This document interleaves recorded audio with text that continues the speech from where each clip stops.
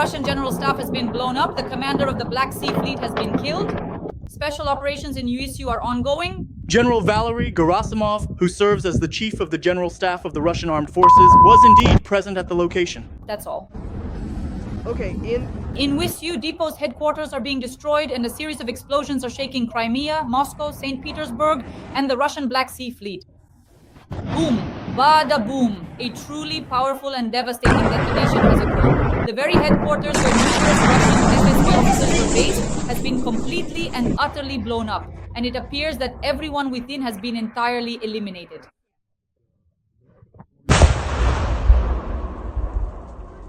Are burning, and they are burning very brightly and intensely. Oil refineries, destroyed railway junctions, and unique satellite equipment in Wisu are striking the Black Sea Fleet, destroying boats. There is also information that the main intelligence directorate may have eliminated the vice admiral of the Black Sea Fleet. well, actually, Friends, it's September 3rd and a series of explosions is shaking Russia. Crimea, Moscow, St. Petersburg are under attack. The armed forces of Ukraine struck the Black Sea Fleet. A boat has been destroyed. We struck the base of the Russian FSB service.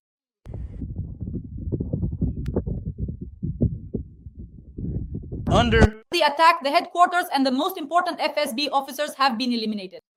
Oil refineries are burning, railway hubs and unique satellite equipment have been destroyed, and at this moment Putin has fled to Beijing for the largest military parade in China's history, where together with Xi Jinping and Kim Jong-un they are demonstrating nuclear power. The axis of dictatorships is baring its teeth. Let's discuss all this with Varanoli, the well-known journalist Dmitry Kedon. Dmitry Rich, welcome. I'll turn the calendar page. It's September 3rd again. Good afternoon, good evening, good night, good morning.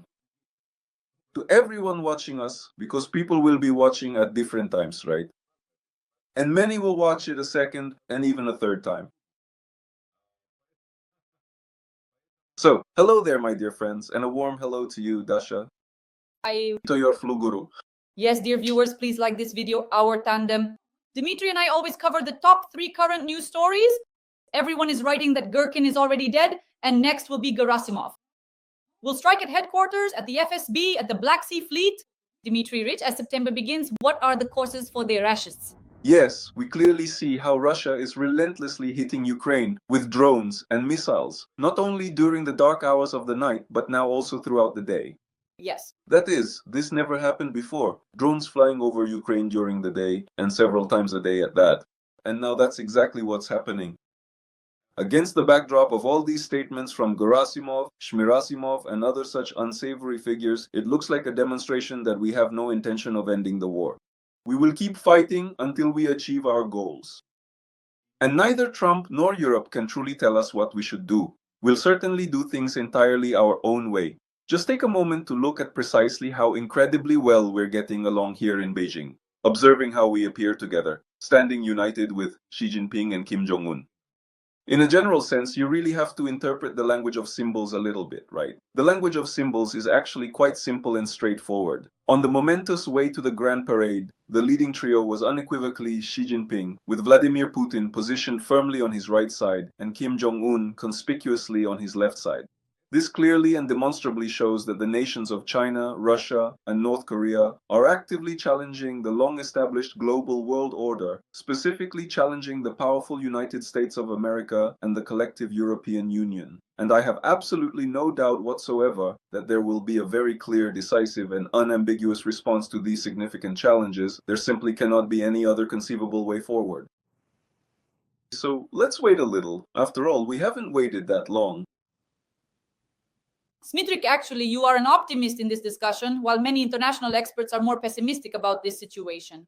First of all, everyone really saw how China demonstrated its full power. Let's focus on that. The nuclear triad, strategic forces based on land, sea, and air, intercontinental missiles with a strike range that covers the entire planet, submarine-launched missiles, a new version of land-based missiles, laser weapons, and underwater drones.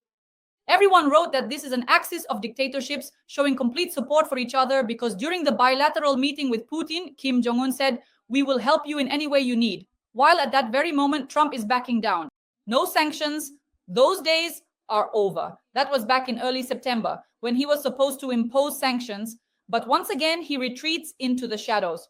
Moreover, Trump made a statement that he is probably not interested in the Nobel Peace Prize, which means he does not plan to put strong pressure on Russia to end the war. So, Dasha, let me tell you, as someone who knows a thing or two about life, life in its essence is as simple as a cucumber, maybe even simpler. It's essentially a comprehensive set of established behavioral rules, a diverse collection of distinct human types, and truly just a broad set of various situations. So based on what I understand, and I only understand a little, as I warned you, Trump simply won't be able not to respond to Putin's rudeness. He just won't be able to.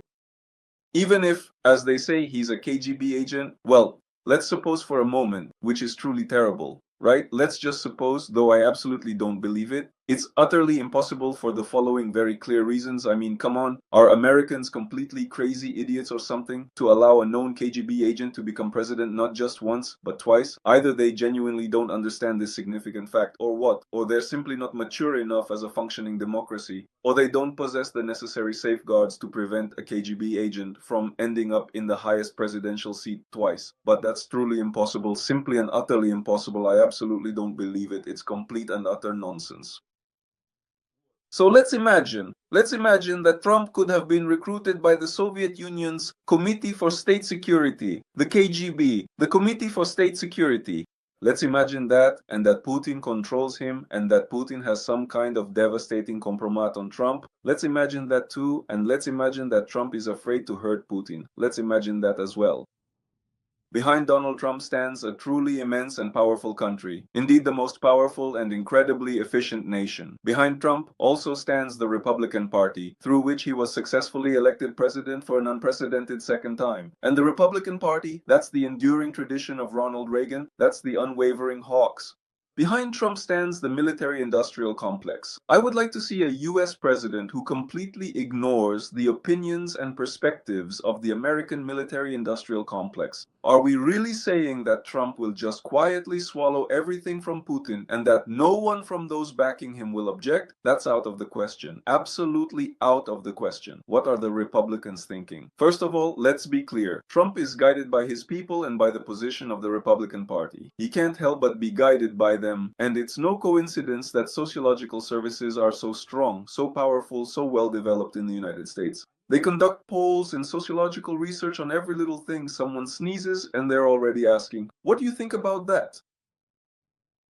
So, regarding Russia, the situation is extremely, indeed remarkably simple. The vast majority of ordinary, everyday Americans are unequivocally against Putin and Russia. The overwhelming, truly significant majority of ordinary, hard-working Americans, the overwhelming, undeniable majority of Republicans, are firmly against Putin and Russia. There are concrete, verifiable numbers that demonstrate this fact. If Trump doesn't take these crucial numbers into account, to begin with, he'll undoubtedly lose the midterm elections in Congress next year. And next year is already very soon. Time goes by so incredibly quickly. It truly flies. It rolls on relentlessly. In short, he'll certainly lose the midterms. And if he loses them, he could potentially be impeached and will face major, significant problems overall. Can the Republicans who staunchly back Trump allow him to lose the midterms? Can they, having firm control of the region today, let it simply slip away from their grasp? After all, they're constantly thinking about the next term, the upcoming political cycle. I repeat, time flies incredibly fast. Trump has much less than 4 years left in his current term, but the Republicans desperately want the next president to be a Republican again to maintain their political power. That's precisely why Trump won't be able to ignore Putin's provocative actions, and Putin's actions are an outright blatant démarche, an open, undeniable mockery of Trump and the United States. He's mocking them, let's call things by their true names. He's simply ridiculing him, and the whole entire world clearly sees it, and this absolutely doesn't add to Trump's authority or standing. That's why I firmly believe we'll see very tough, decisive actions towards Russia, very tough indeed. Especially since yesterday, Trump subtly hinted at something significant, that he learned something crucial and will share it with us in the coming days very soon. He found out something important about Russia, but it's incredibly interesting what exactly he learned. I think my personal opinion is that he's hinting at some deep concerning connections between Russia and North Korea in the sensitive field of nuclear weapons development and proliferation. Well, we'll just have to wait and see how this unfolds. Dmitrievich Trump directly named Russia, China, and North Korea as conspirators against the United States, and the US Treasury is discussing new sanctions against Russia.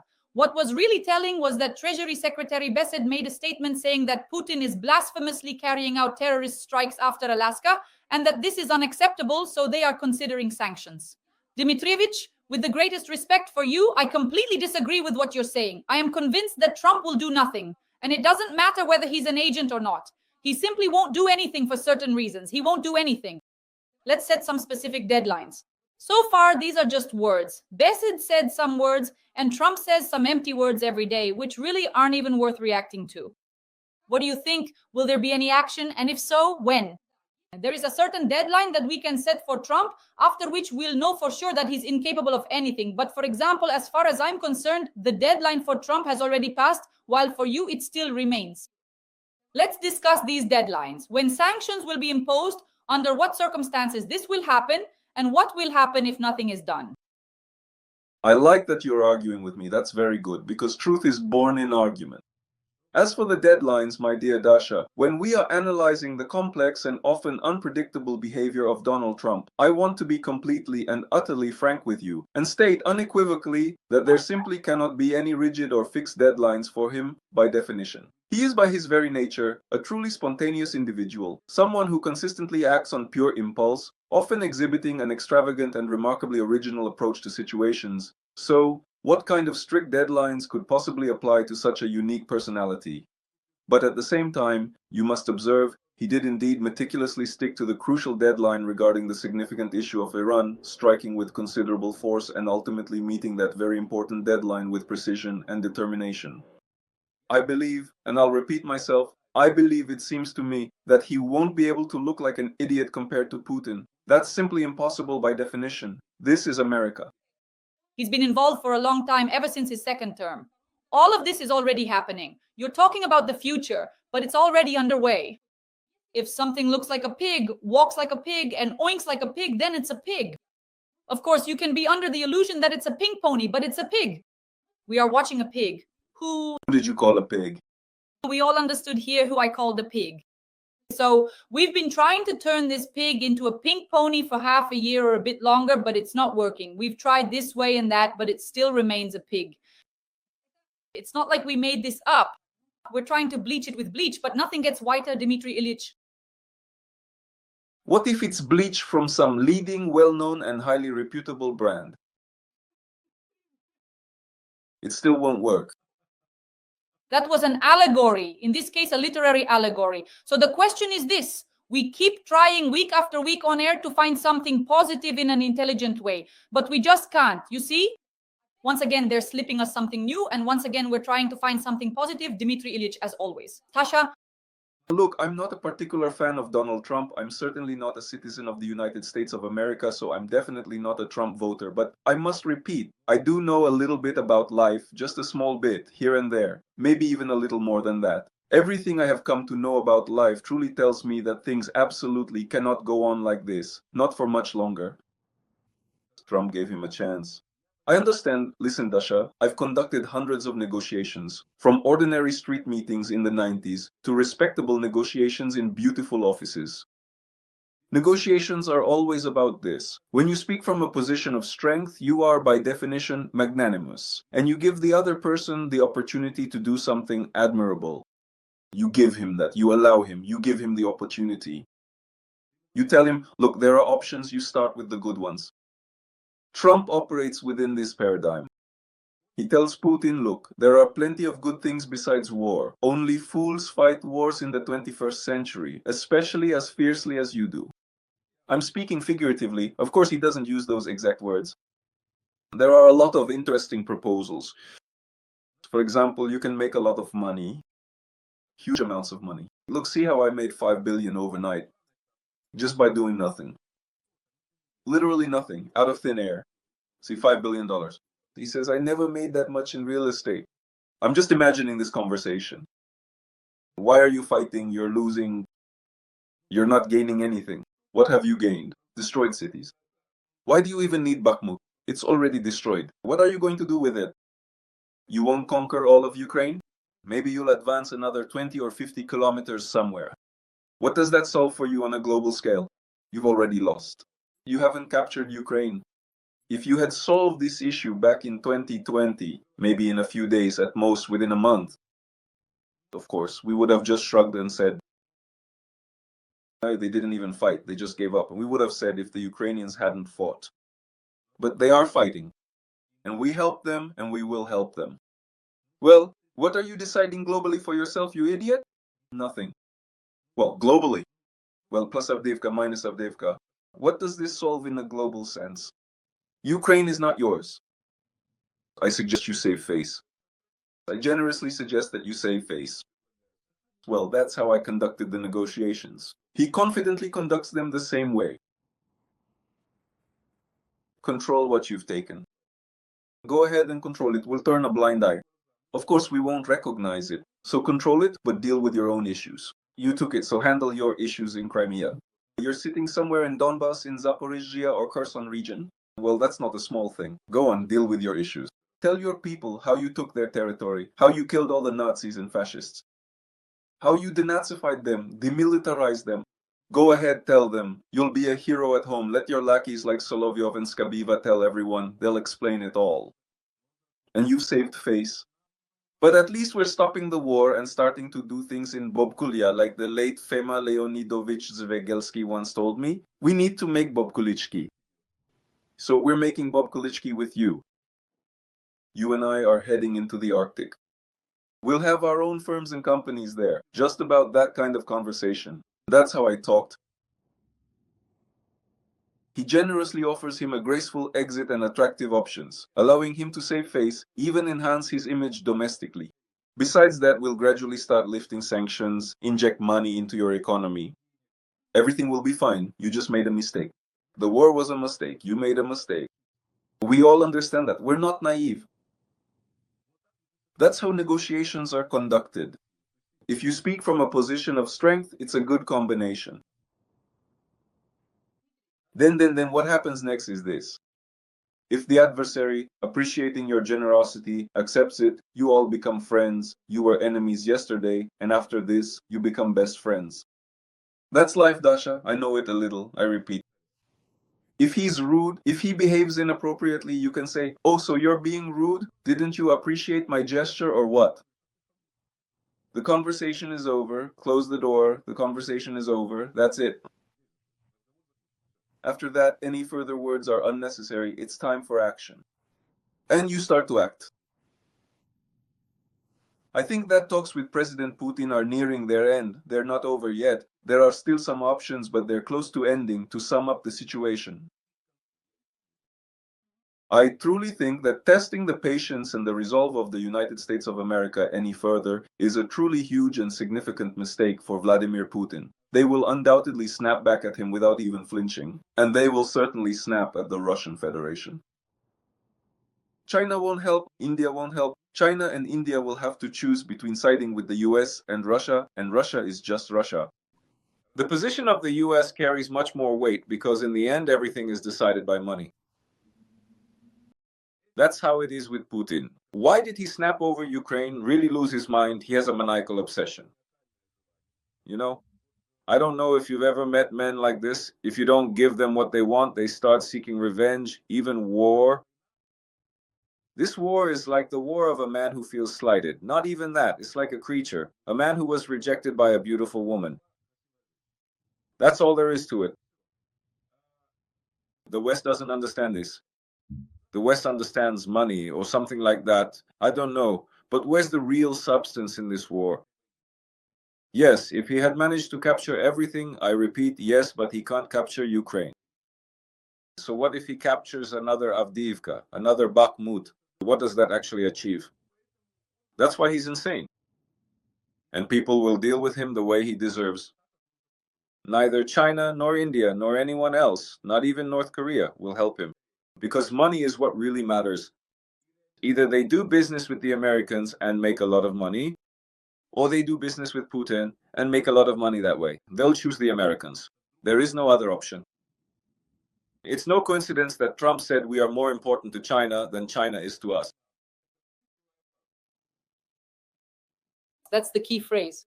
Look at how Putin is openly carrying out terrorist attacks on Ukraine. The fact that Putin went to Beijing and secured support. Kim Jong-un and Xi Jinping are sitting together, and this triumvirate on the left and on the right hand. Putin, Kim Jong-un, and Xi at the parade, everyone wrote that the axis of evil is dominating, and Donald Trump has already come out and said that this is a threat to the United States of America. We understand perfectly well that now Putin will continue to wage war, having secured the support of China and North Korea, and he has demonstrated this. From here on, Putin will keep fighting. Dasha, that's not a given. By the way, the Chinese are like that. It's interesting. They have the centuries-old wisdom of the great Chinese people behind them. You'll never really know what's on their mind. They smile at you, they nod, they receive you at the highest level. They say, of course, we will work together. Of course. And what about power of Siberia too? Okay, yes, of course, yes. But when? Well, it will happen, it will happen. There aren't any concrete decisions there. Chinese protocol, Chinese, this, I'll try to describe it now. That's exactly it. Well, this is that kind of hidden diplomacy. It's very hidden, very vague. They can speak in general terms with broad phrases, but then just as easily not follow through. Chinese banks don't process transactions with Russian ones, for some reason. And why is that? Because they don't want to fall under American sanctions. There are a lot of problems in the relationship between China and Russia. In reality, a lot. I read Russian telegram channels as well. And here and there, I see and pick up this information. The financial sector says, so are they friends or not our friends? So why are they blocking bank transfers? What's wrong here? And what they're doing in writing is, no, they're not our friends. They're just temporary partners. That's not how friendship works. And didn't Russia behave the same way with China and Iran? They signed an agreement in January. If I remember correctly, this year they signed a military assistance agreement, including, well, a coalition attacked Iran as a result of Israel and the US. So where are the Russians? Where is Russia? You signed a military assistance agreement, didn't you? And the Iranians are saying they betrayed us. Well, that's how things happen in the world. Because Russia thought, why should we get involved with America and Israel because of Iran? No, that's not what we agreed on. But taking Geran drones from them, Geran is the Russian name for Shahed drones. An Iranian factory, so they would build it for us. Yes, in the field of nuclear research, yes. But to stick our necks out for them, sorry, no. That's why it's called a ripoff. And this kind of ripoff happens everywhere. And China is doing the same kind of ripoff with Russia. Because as soon as it comes to something serious, like supplying goods somewhere, bypassing sanctions, buying oil, yes, exporting timber from Russia on a massive scale. Siberia is already bare, there are no forests left. It's all in China now. So doing that, sure, but getting into a fight with the Americans for the Russians, no, that's not going to happen. Dimitri, well, of course, right now everyone is talking about what the response of the European Union, NATO members, and the United States of America should be. So we see, as Finance Minister Besson said, that Putin continues his missile terror. The Finance Minister says sanctions, but so far they haven't been imposed. The next package of European sanctions, what do you expect this fall? Here we are meeting with you on September 3rd with autumn ahead. I'll turn the page on the calendar. And it's the 3rd again. Trump still can't do it, Dmitry. You turn the page, but for Trump, it's still the 3rd. He can't turn the calendar page. Yes. Don't worry, Trump will turn it too. Or maybe he already has while we're talking here. In our tandem as Trump's lawyer, you won't let me doubt that. Today, Trump asked his guys, what's going on there? Gordon with a happy face, still saying, yes, he's on air. Let's turn the calendar page. Dasha. So, about Europe. What is Europe doing right now, as far as I know? They are diligently working to ensure that in the foreseeable future, absolutely nothing will depend on any individual EU country that might potentially want to block a certain specific package of measures. Right now, they are developing amendments to the legislation, as a result of which neither Hungary nor Slovakia will be able to block fundamental EU decisions, including those concerning Ukraine. And they will do it, they will achieve this. And even if Orban and Fico, who are getting money from Russia, stand on their heads, it won't work. Well, it's just outrageous when Fico is constantly flying to see Putin. Why does he keep flying to see Putin, an international war criminal? I'll tell you why. It's for the money. Because there's a personal interest involved. There are no other reasons. But again, I'm not naive. I do understand a thing or two about life. There are no other options. He flies there for personal money. Not directly, but through contracts, through affiliated people, through orders. There are plenty of ways. Through Russian gas and oil. Because wherever Russian gas and oil appear, Russian corruption always follows, hooking government leaders. Russian gas and Russian oil always mean Russian corruption. Always. There are no other options. All the top Ukrainian officials who dealt with trading Russian gas and oil can tell you about this. There's always money under the table for those involved in the process. That's why the European Union is now addressing these issues to cut off those who want to block anything from having the ability to do so. And this is very important. It's the primary first step. Next, they're preparing the 19th package of sanctions. How strong it will be remains to be seen. It depends on how quickly they can get past the blockade from Hungary and Slovakia. If they manage to handle this quickly, the package could be very strong because no one will be blocking it.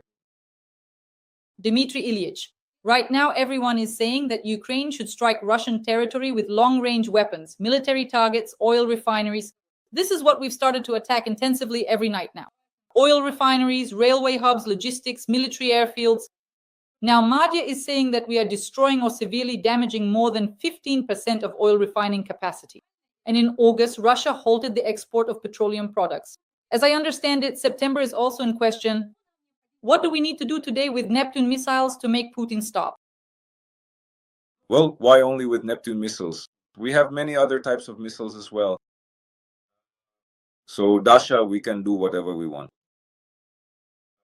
But at the same time, we need to understand also that the more we take out their oil refineries and energy facilities, the more they will do the same to us as well.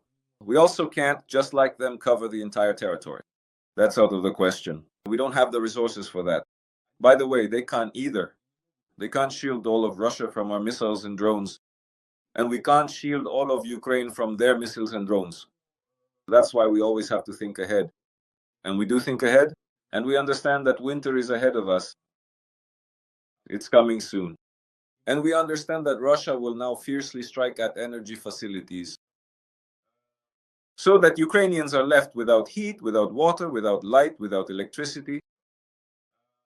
What are they doing after all? They are carrying out a planned genocide against the civilian population, against Ukrainians. Because when that Gurulyov, I think that guy is an idiot, or Zhuravlyov, they're all idiots there. But these ones are especially notorious. They're in the State Duma, holding high positions related to the military. When one of them, I don't remember who, he said about a year ago or so that they would capture Kharkiv. And that it wasn't even necessary to do it by military means. We'll bomb all the energy infrastructure so that the people of Kharkiv are left without water, without heat, and without electricity in the winter. And so, in their desperate flight, they flee from Kharkiv to western Ukraine, traveling by car, by wagon, by train, or even, for many, on foot. And then will calmly enter Kharkiv. Well, that was an official statement. But behind that statement is just, this is something that should go straight to The Hague. In other words, these people are committing genocide against innocent civilians. Well, you can't even call them people. They're fascists. They're pure Russian fascists. Just imagine, he wants to capture Kharkiv, a city of 1.5 million people. He can't capture Kharkiv. And he says that they're going to cut off their electricity, water, and gas in winter so that people would flee with nothing but the clothes on their backs and leave the city to them. This tactic isn't new. They will stick to this tactic. We shouldn't be wearing rose-colored glasses. That's why today, on September 3rd, we need to think about the fact that September and October will pass. And then November, December, January, February, March. And they will do everything to make it cold for us, to make sure we have no gas, no electricity, and no water. They will do everything they can. We need to understand this. The most important question that our listeners and viewers keep asking us all the time in the comments and even in my private messages on Facebook, people write, be sure to ask Dmytro Ilyich this question on air. So I'm passing on these questions. Everyone is asking, where are our hundreds of missiles? The ones being produced so that we can strike them in such a way that they understand. For every attack on our energy infrastructure, it will be them left without power. And then since they only understand force, they will stop. Dmytro, where are these missiles that everyone has been talking about for several years now in serial production so that we can simply carry out permanent strikes on Russia? Because that's the only thing it understands. It doesn't understand anything else. Dasha, do we have missiles? Do we have the capability? But here there's a complicated sequence of political decisions.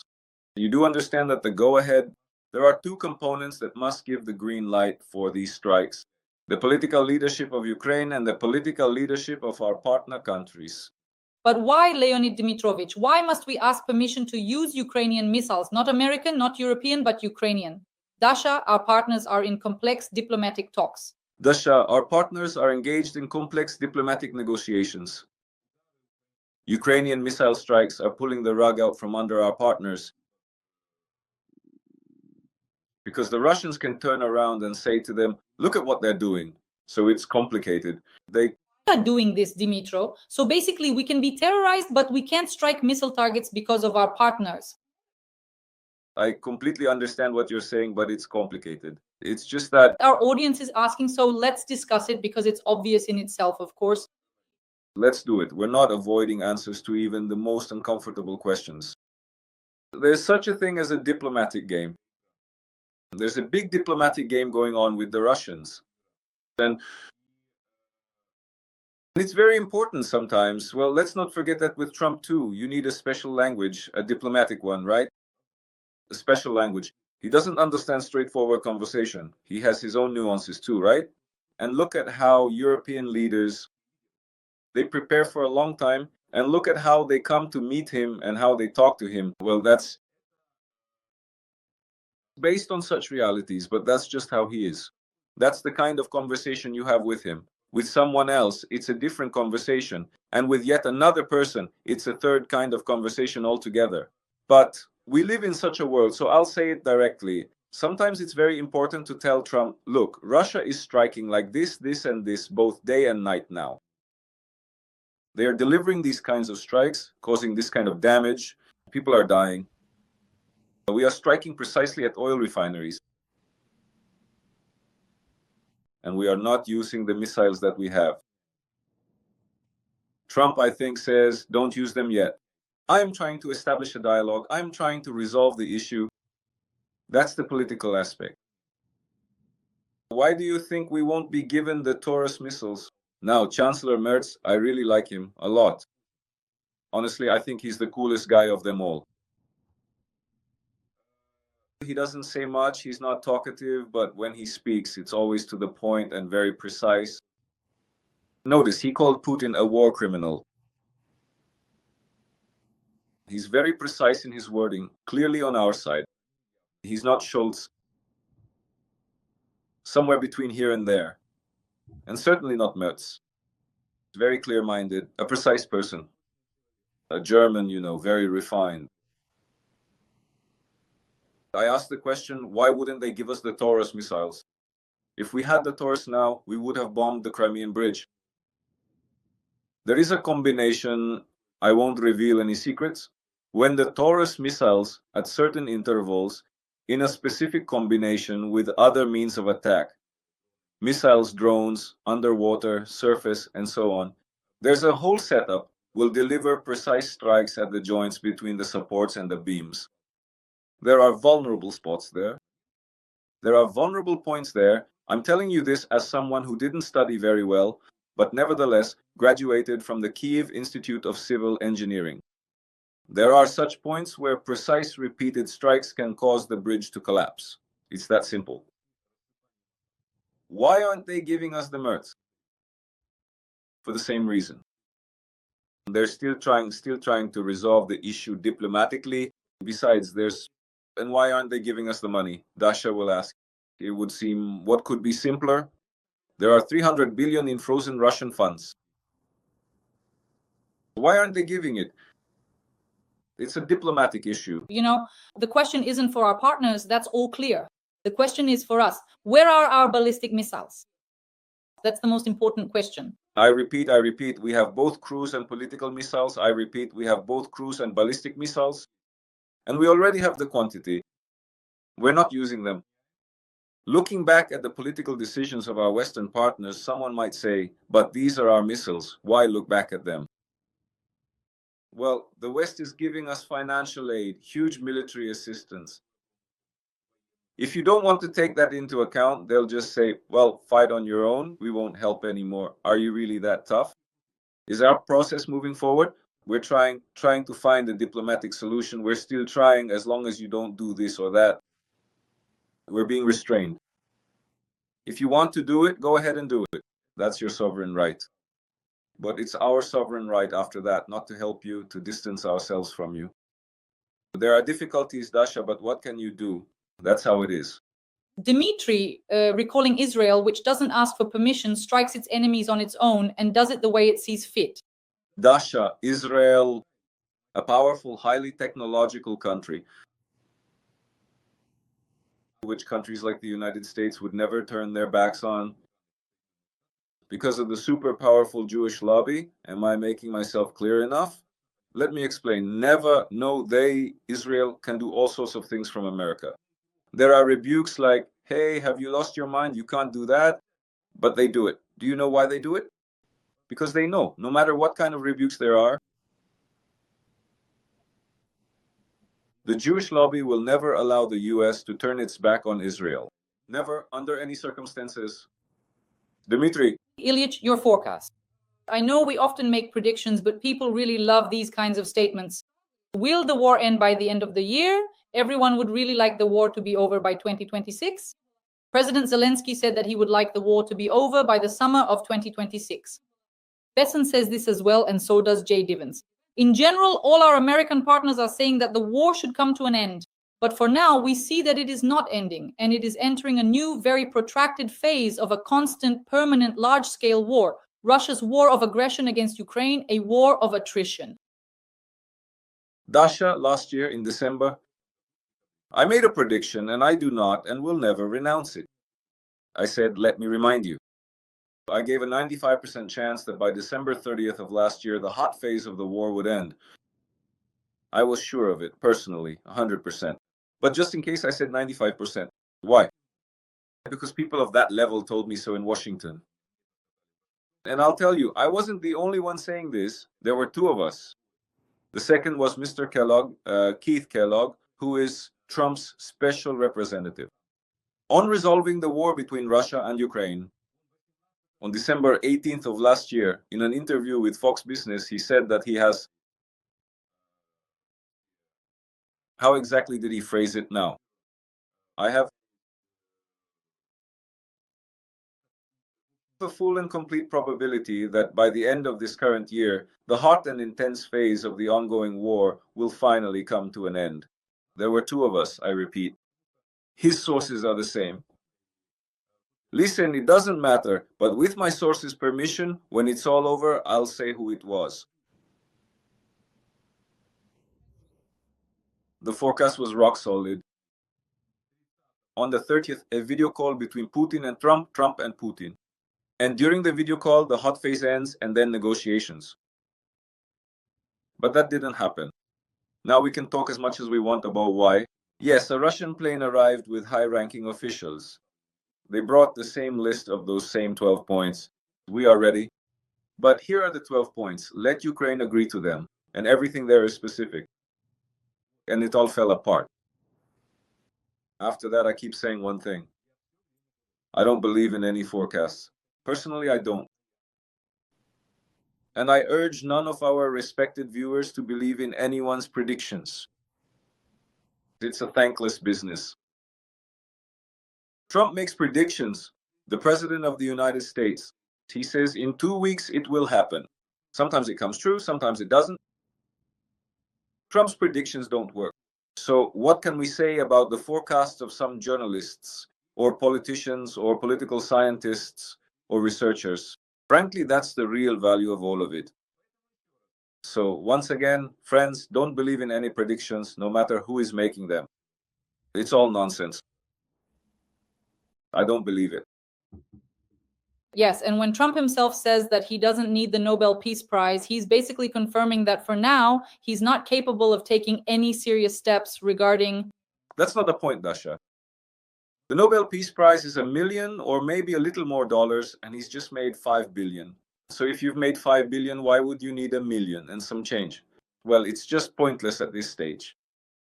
Friends, please like this video and leave a comment. Share your forecast for the near future. For the fall, what do you think will happen? It's very important to us. For now, the late summer fall offensive continues. Russia is attacking and it's already moving into September. Dmitry Ilyich and I meet every week to discuss all the key military and factual topics. The war continues. The war will go on. I don't see any factors that would make Putin stop the offensive. We always speak honestly, and I just don't see it. Theoretically, of course, the war should end, and the sooner the better. Theoretically, of course, Trump should slap Putin across the face, and the sooner the better. But who knows if that will happen? We're talking about theory here. In theory, yes, that's how it should be, and soon. But in practice, we'll see. For now, as I see it, until the mud season starts, the Russians will keep trying to advance wherever they can. To push through, to probe. They will try to capture something somehow. Nothing changes. The war continues. And Ukraine, you and I must think only about beating off this onslaught, and so as not to give them a single meter of Ukrainian land. One and only. Dmitry Ilyich Gordon. Dmitry Ilyich, thank you very much and see you next week. Thank you. Goodbye.